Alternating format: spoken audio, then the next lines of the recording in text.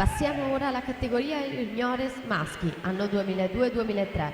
2 le batterie previste. Nella prima troviamo in corsia 2 Mats Lind, alla 3 Leonardo Zanotto, alla 4 Edoardo Colucci, in 5 Mattia Soncin, alla 6 Luca Dalla Betta, alla 7 Gerney Predi.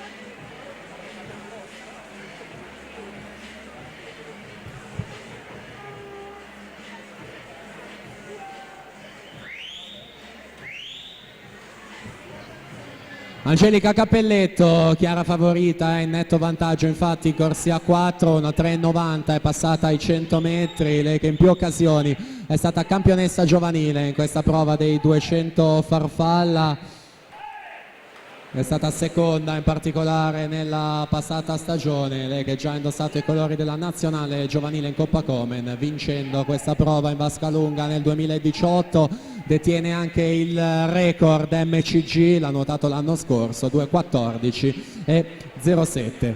Atleta dell'Antares nuoto in corsia numero 4, quindi già bella prestazione in arrivo questa mattina, quanto basta per andarsi a prendere l'ingresso in finale nonché il miglior tempo assoluto, 2,16 e 75.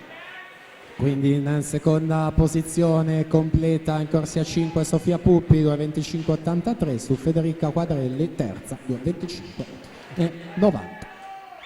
A breve quindi le finaliste, tanto proseguiamo junior maschi batteria 1.